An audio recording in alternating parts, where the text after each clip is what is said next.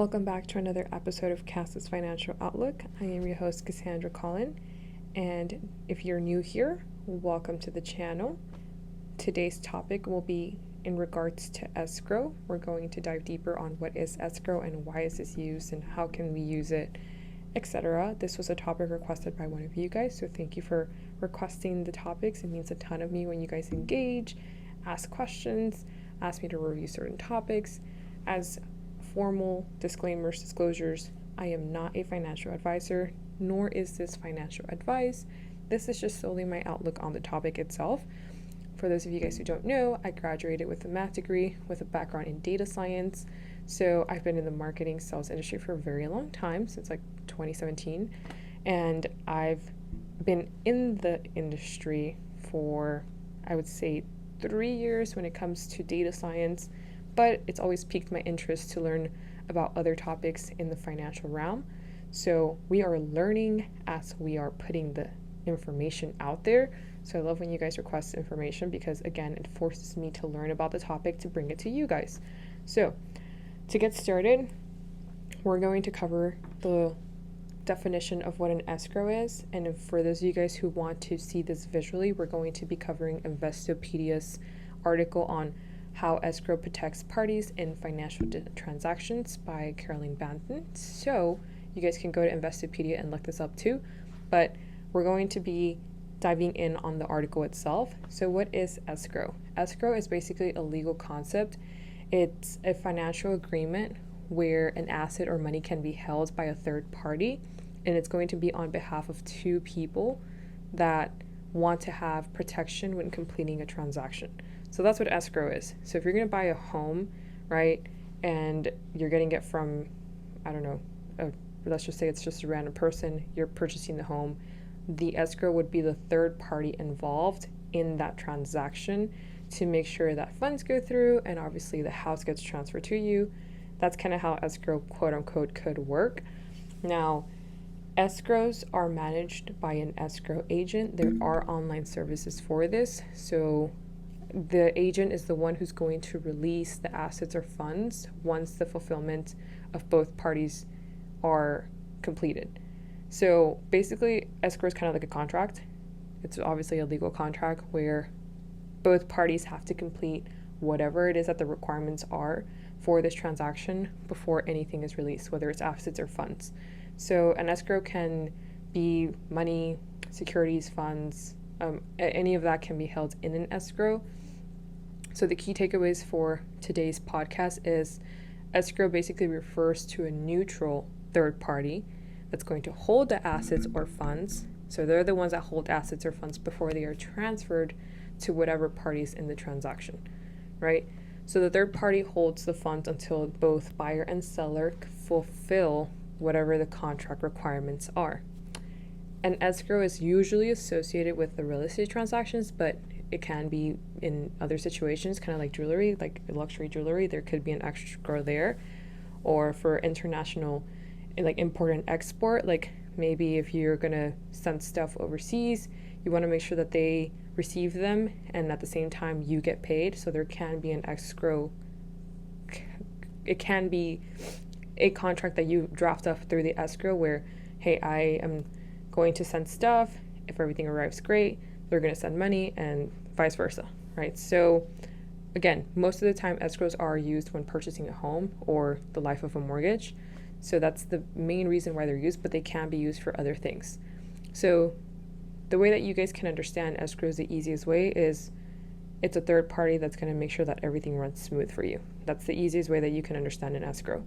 So, for example, you can involve escrows in other situations like internet transactions, or when it comes to banking, or when it comes to law, acquisitions, all that stuff, escrows can be involved there. But most of the time, the reason why escrows are even a thing is because when two parties are involved and they might not trust, either party or vice versa, right? There might be some uncertainty in the transactions. That's why they get an escrow to make sure that everybody's fulfillments come true and whoever's obligations there, whatever obligations there is, they want to make sure that they are fulfilled. So that's why the escrow essentially comes into play. So it's a financial process is pretty much what an escrow is. So hopefully that clears up on what an escrow is and how it can be used. Now we're going to dive into the types of escrows. So the first one is obviously in the real estate area. So how are escrows related to real estate? So escrow accounts can apply to real estate transactions because pretty much what you do is you place the funds in an escrow, which is the third party, right? The buyer is the one who's going to make a deposit in good faith, right? And what they want is the home in return. So the escrow account is going to allow, the seller to get with someone who is serious about buying their home, and obviously the buyer to make sure that they give funds to the seller. So the reason why the escrows are there is to make sure that the person who is purchasing the home is serious about purchasing it, and the person who's selling it is obviously selling it in good faith, right? So the escrow is going to help you find out what the due diligence is of getting the property, and that's the easiest way that I can explain on how the escrow is involved in real estate. So when you're buying a house, you want to make sure that you are serious about buying a house, right? You don't want to be wasting the seller's time, and the seller wants to make sure that they get their money too for selling their home. So that's when the escrow comes into play to make sure that both parties fulfill what they're supposed to be fulfilling. So, for example, an escrow account can be used for the sale of a house, right? If there are conditions attached to the sale, such as the passing of an inspection or the buy and seller agreement, then that's whenever they're going to probably use an escrow. So, for example, in this case, the buyer of the property deposits the payment for the house in an escrow account that's going to be held by a third party. It's a neutral third party. And at that point, the seller can proceed with the house inspection or whatever needs to get done on the house that's being sold. So until the buyer puts things into that account, then that's when the seller can proceed confidently because the funds are already obviously there. And then that's whenever they're confident that the buyer does have the funds available to make the payment for whatever it is that they're purchasing. So the amount in escrow is then transferred to the seller once all the conditions of the sale are satisfied. So that's how you can have a smooth transaction because, again, the buyer is putting their part, the seller is putting their part. Once they both put their part, then everything is released because the escrow is going to have conditions based on whatever the agreement is. Now, there's also escrow when it comes to the stock market. So stocks are often issued in escrow, and the reason for that is because while the shareholder is the real owner of the stock, the shareholder has limited rights when it comes to the disposal of the stock. So for example, if an executive receives a stock as a bonus for their compensation, sometimes they have to wait for an escrow period to pass before they can sell the stock. So for example, stock bonuses are often used to attract people or to retain them in whatever executive positions they're in. But sometimes there's things attached to that, even though they give it to you, the escrow tells you, well, you can't do certain things with that stock until you've fulfilled X, Y, Z. So I have, some kind of stock that I will be getting with the company that I'm with, but, maybe they'll tell me you can't sell that until you've been with the company for X amount of years, right? And that's obviously to have retention within their people, because they're not going to be giving parts of the company stock and then not have anything attached to it. It's kind of like your non-competes, right? Whenever you go to a different company, sometimes they make you leave your customers there for a reason. Now, the other thing where escrow can be involved in is also in online sales. Now, remember, we did say in the beginning that most of the time escrow is involved in real estate because that's usually whenever you make your biggest purchase, right? Your lifetime purchase. But you can also use escrow for online accounts.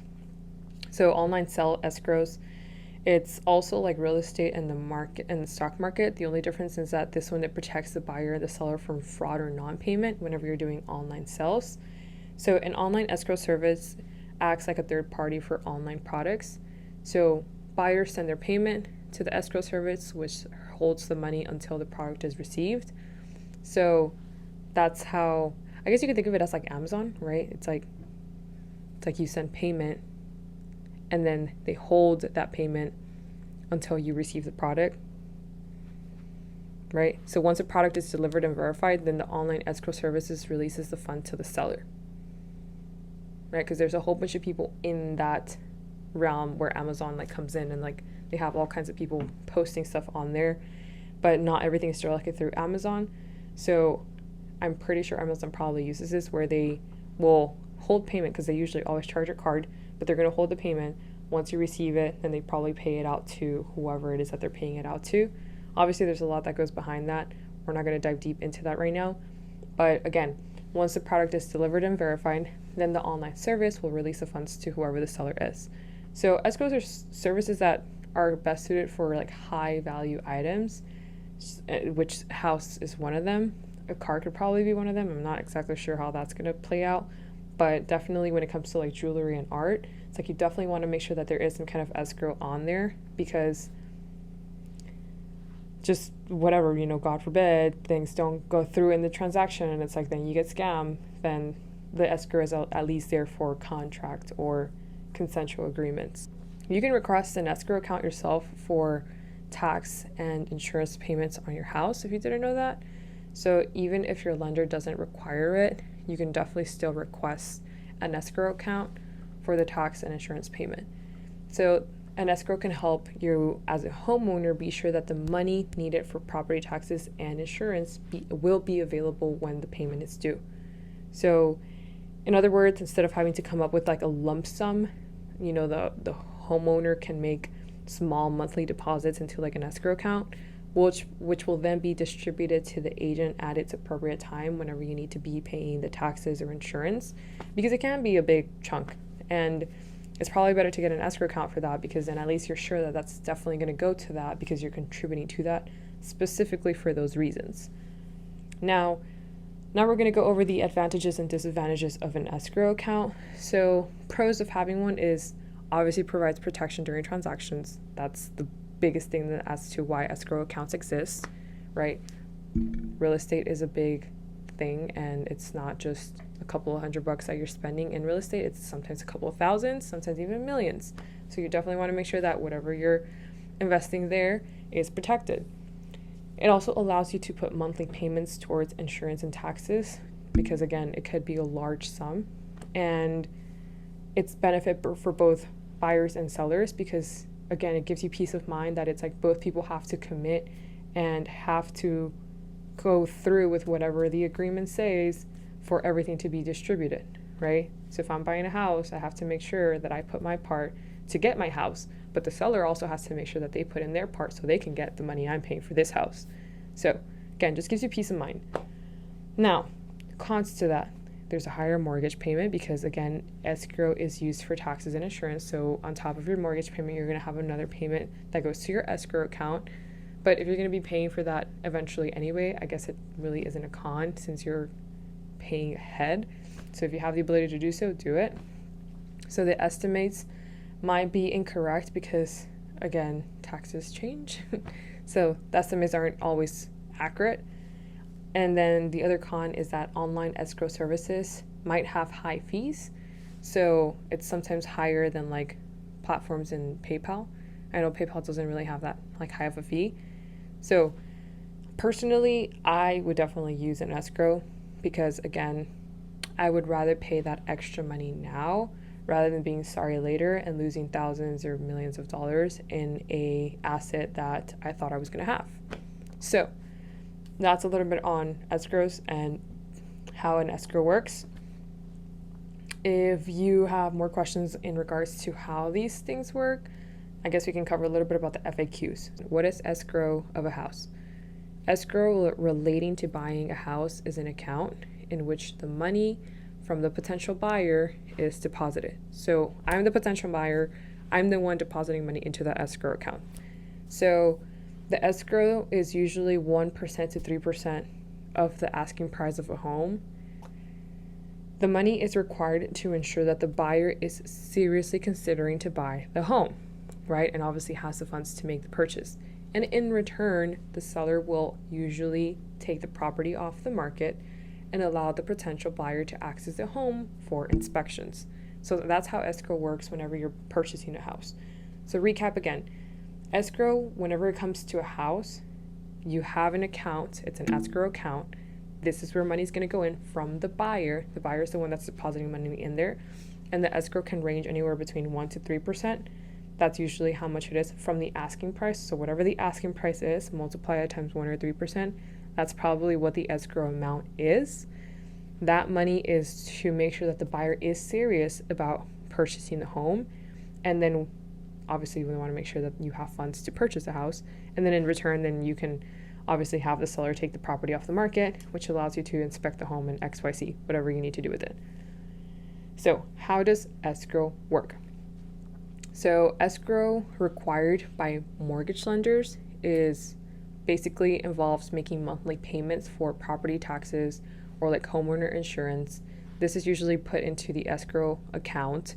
And again, it's held by a third party. It's not going to be held by you or by the seller. You, the buyer, right? Let's say I'm the buyer and the seller is to somebody else. Then the third party is going to be someone else. They're the third party is the one that's going to hold this account for me.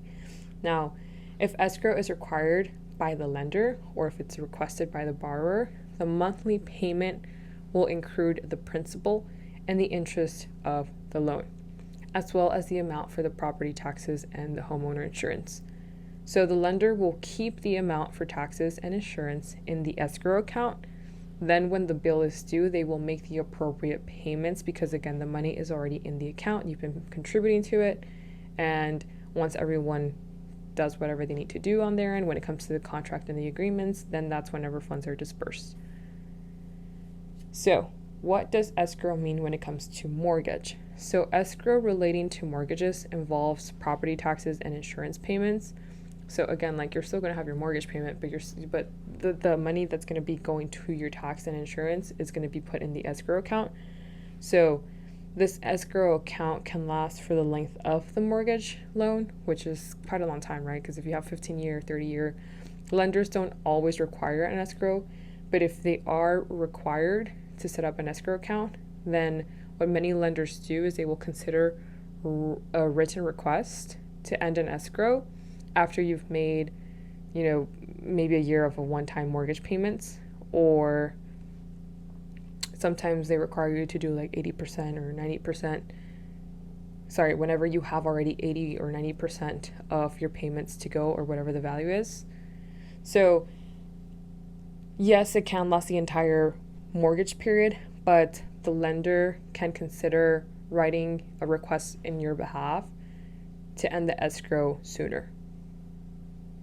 So just keep that in mind. If you are going to get an escrow, it could last the entire period of your mortgage loan, but the lenders could write up a written request to stop the escrow after X amount of time. So some people ask, is escrow good? Is escrow bad? Escrow is generally considered good because again, it protects you and as the buyer and obviously the seller in the transaction. And escrow as part of mortgage payment is generally good for the lender because it helps the buyer by ensuring property taxes and home insurance is paid on time. Because sometimes you don't think of that. Sometimes it's like in the back of your head. And this is going to be good with you and the relationship with the lender because it's like you're making the on-time payments because it's already going to that escrow account. Now, another question that is an FAQ on here is, what is an escrow disbursement? So an escrow disbursement is whenever a payment made for an escrow account. So that's what an escrow disbursement is. So whenever you make payment towards the escrow account. So with real estate, it's made by the lender on behalf of a borrower to cover property taxes and home insurance, right? So for example, whoever is going to lend me the money to buy the home, they're making payment on my behalf to cover taxes and homeowner insurance. So bottom line, escrows can be used for a ton of different transactions. Real estate is the biggest one. Stock is another one, right? The stock insurance, online sales. Money from the buyer is held in an escrow account until transactions are complete, or the buyer is able to receive or verify the condition of the product. So obviously whatever the conditions are. So hire a pro, talk to your financial advisors, look up financial advisors near you, or talk to your lenders or your real estate agent, because I'm 100% sure they know who to direct you on who to use for escrow if you want to use an escrow when doing the transaction of buying a home. If they don't require it, then you don't have to get it. If you want to get it just for protection, then you totally can. But again, there's pros and cons to it. So key takeaways, escrows are a good thing generally because it protects y'all. Are you going to have payments for the remainder of your mortgage? Probably so. But again, at least that ensures that it's going to go through taxes and insurance. And that's something that you have to pay anyway every single year on your home. So it's going to go to the place it's supposed to go to anyway. So at the end of the day, it's really not a bad thing. So hopefully that clears up questions on what is an escrow, how do I use it, why is it needed, X, Y, Z. So for those of you guys who are trying to purchase a home and you want to know what escrow is, go to Investopedia.com, look up escrow, and it's probably going to show you the escrow article of how escrow protects parties in financial transactions. But then again, you can also use escrow for many different reasons. So use it to your advantage.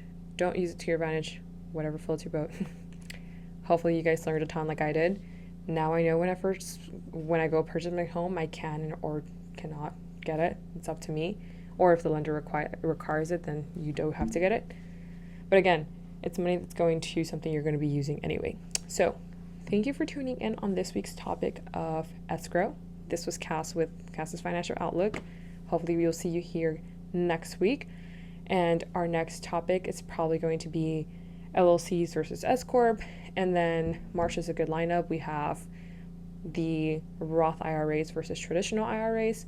Last week we did traditional 401ks versus Roth 401k. So I got a lot of good feedback from you guys about learning about the differences between this because we didn't know what those were or what they meant. There's so many different things that you can get for retirement accounts. And we did cover on how you can get $1 million by retirement. But anyways, going back to escrows. Escrows can be a good thing. Definitely use them if you have a big purchase coming up when it comes to homes or online services. If you haven't already, follow us on YouTube at Cass's Financial Outlook. And you can also find us on all platforms when it comes to podcasts. Leave us a review, preferably 5-star, but whatever you think you want to give us. Want genuine feedback. Leave a comment down below on our YouTube channel. Let us know what is helping you, anything that you took away, or let us know where you're listening from. I'd love to learn if there's people who are not in the Houston area, or for those of you guys who are in a different country, definitely let me know. But anyways, thank you for tuning in. We'll see you guys here next week. See you guys here next week. Have a wonderful weekend.